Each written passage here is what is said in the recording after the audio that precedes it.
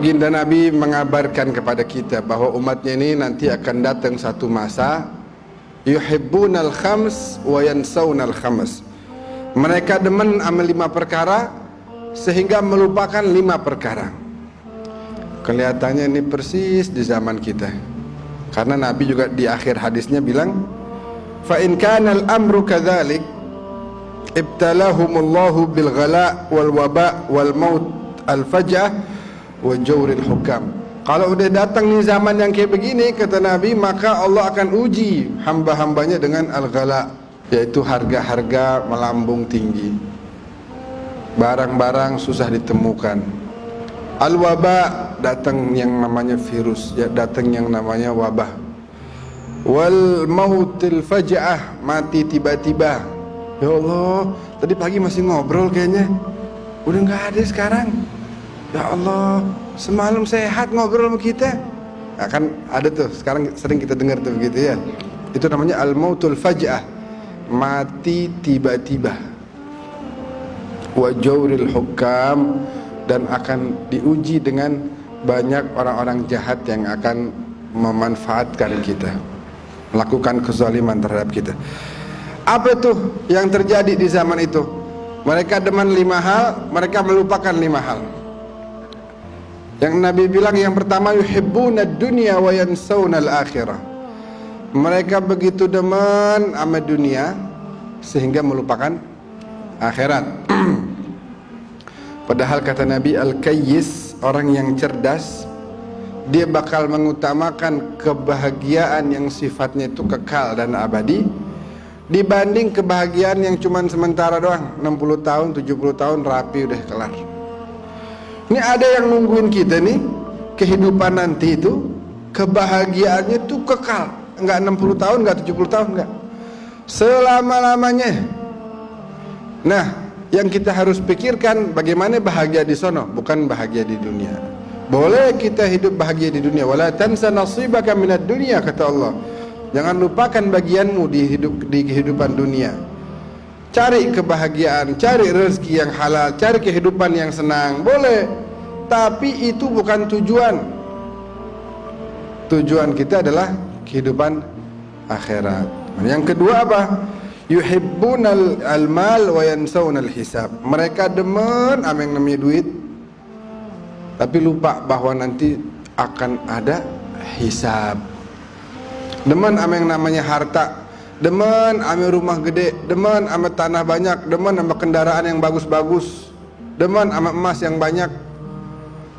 Tapi mereka melupakan bahwa itu semua nanti akan dihisab satu demi satu. Halalnya aja dihisab, apalagi yang syubhah, lebih-lebih yang haram, na'udzubillah. Yang halal nih, kita kerja nih, kita kerja dapat duit beli emas, besok bulan depan dapat duit lagi beli emas lagi. Itu ditanya sama Allah, kenapa beli emas mulu, bakal apaan? Kenapa nggak dibantu tuh tetangga ente, kayaknya susah banget makannya, tuh emas bakal apaan, pajangan doangan, mendingan nanti bantu tetangga ente. Makanya Nabi bilang apa? Laisa minna man bata syab'anan wa jaruhu ja'i'. Bukan golongan kita orang yang malamnya dia tidur dalam keadaan kenyang sedangkan tetangganya kelaparan. Boleh kita hidup di dunia cari harta yang halal, boleh. Sampai-sampai Al-Imam Al-Hasan, cucunda Nabi itu pakaiannya bagus ya, kendaraannya bagus, kudanya rapi ya, itu untuk menunjukkan izzah, bukan karena cinta sama dunia, tapi menunjukkan keutamaan, keagungan kaum muslimin. Sampai ada orang Yahudi bilang, ya Hasan, yaqulu jadduk, kakekmu bilang, anna dunya sijnul mu'min wa jannatul kafir. Kakekmu bilang dunia ini penjaranya orang mukmin dan surganya orang kafir. Lah ini anak kafir, hidup anak susah, pakaian anak compang-camping, bagaimana mau dibilang ini surga? Sedangkan engkau mukmin, pakaianmu bagus, kehidupanmu berkecukupan. Bagaimana Nabi bilang dunia ini katanya bagimu adalah bagaikan penjara? Benar gak sih kakekmu ngomong begitu? Kata Sayyidina Hasan, sadaqa jaddi Rasulullah, betul apa yang dikatakan oleh kakekku Rasulullah. Dunia nih, seberapapun Allah berikan kekayaan bakal saya, jika dibandingkan dengan kenikmatan yang Allah janjikan di surga, maka kenikmatan yang di dunia ini bagaikan penjara bagi saya. Begitu nanti saya lihat tuh, waduh, nih surga nikmat banget. Maka yang saya rasakan sekarang nih, ini bagaikan penjara. Nggak ada nikmat-nikmatnya bakal saya. Ini bakal cuma menjalankan kehidupan demi menambah bekal menghadap kepada Allah Subhanahu wa taala. Ini Allah berikan kelebihan buat saya untuk saya bantu kepada fakir miskin. Kamu nih hidup compang-camping begini, makan susah, hidup susah, pakaian sederhana. Kalau kamu ngelihat azab Allah yang udah dipersiapkan oleh Allah untukmu, maka kehidupan kamu sekarang ini bagaikan di surga. Ini udah begini nih, ini bagaikan di surga dibanding nanti azab Allah yang sangat pedih. Oh itu Imam Al-Hasan terkenal, Sayyidina Hasan cucu Nabi ini terkenal. Rumahnya seperti hotel, tapi nggak berbayar, gratis. Bakal orang-orang yang capek mau nginep, yang lapar mau makan. Pagi, siang, sore, malam. Ya Allah, susah tuh. Terima tamu tuh bukan gampang. Coba tamu datang ke rumah kita pagi, siang, sore, malam, bagaimana tuh? Dan bukan sehari, mending kalau sehari, tiap hari. Makanya bukan gampang tugasnya Sayyidina Hasan tuh, membantu pada fakir miskin. Sampai sekali waktu orang datang makan, habis makan ngebungkus. Kata Sayyidina Hasan, ini kalau antum mau makan lagi, sebaiknya nanti kesini lagi aja, karena makanan masih fresh. Sebab kalau dibungkus sampai rumah ntar dingin dia. Nggak apa-apa kalau mau makan kemari aja, 24 jam boleh. Kata itu orang, enggak, ini bukan bakal saya. Ini saya bungkus, ini bukan bakal saya. Habis buat siapa?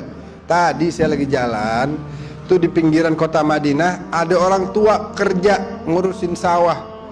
Kelihatannya dia capek, dan saya cuma melihat dia makan sepotong roti dan rotinya pun udah keras. Makanya saya mau bawa ini makanan buat dia. Terus Sayyidina Hasan tanya, orangnya begini, orangnya begini, pakaiannya begini, terus pakai sorban, wajahnya begini. Betul, antum kenal itu yang anda mau bawain makanan ini. Kata Sayyidina Hasan, Zaka Abi Ali bin Abi Talib, itu ayahku Ali. Dan saya bisa jamu antum semua nih berkah daripada kerjanya beliau. Sedangkan beliau tidak mau melainkan hanya memakan roti kering aja. Oh, ini keluarga Nabi dididik luar biasa. Dididik, dapat didikan langsung dari Rasulullah SAW. Itu bagaimana kita dalam menghadapi harta, bagaimana kita dalam bermuamalah, menjalani kehidupan dengan harta ini harus bagaimana nih? Memperlakukan harta harus bagaimana? Nah itu. Jangan sampai kita menjadi cinta. Harta taruh di tangan, jangan taruh di hati.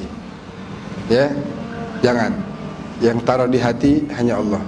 Yang ketiga kata Nabi, yuhibbunal makhluk wa yansawnal khaliq. Mereka cinta mati sama makhluk, tapi lupa sama Khalik yang menciptakan, yaitu Allah Subhanahu wa taala. Asal ada masalah yang kepikir orang, ini kira-kira siapa nih yang bakal bantu saya nih? Ini kira-kira saya bisa datengin siapa ya? Dia udah lupa sama sekali, Allah udah nggak diingat sama dia. Kayak nggak ada. Yang dia ingat pejabat siapa nih yang bakal bantu saya? Ya aparat siapa nih? Asal punya apa nih? Ada masalah. Oh asal tahu ya, saya punya dekingan Jenderal bintang 3. Waduh. Ini kan kacau. Jadi apa-apa selalu menyandarkan dirinya kepada makhluk. Jangan. Sandarkan diri kita kepada yang maha kuat, Allah. Sandarkan diri kita kepada yang maha kaya, minta apa dikasih. Maha kuasa, maha mampu, Allah Jalla Jalaluhu wa ta'ala. Sampai-sampai kalau kita berbuat baik juga sama siapapun, jangan pernah mengharap balasan dari manusia. Kita berbuat baik nih, sedekah sama orang, bantu orang, ganjaran yang paling bagus yang bisa kita dapatkan dari perbuatan baik kita adalah surga, dan manusia nggak bisa ngasih kita surga. Jadi jangan pernah ngarep dari manusia. Yang keempat apa? Yuhibbunal gusur wa yansawnal qubur. Manusia demen sama kusur. Tahu gak kusur apa? Istana. Al-qasr. Kusur itu istana. Manusia demen sama istana, maksudnya apa? Kemewahan, kemegahan. Wa yansawnal qubur. Mereka lupa ada yang namanya kuburan. Kemarin belum lama kita tuh nguburin satu orang. Jadi apa namanya? Kafa, ana sampai di kuburan. Kafa bil mauti wa'idhan. Kematian itu sendiri, jadi ana nggak perlu nasehatin sebenarnya. Kematian itu sendiri nasihat bakal kita, bahwa semua kita akan tiba saatnya masuk ke dalam golongan al-amwat, orang-orang yang meninggal dunia.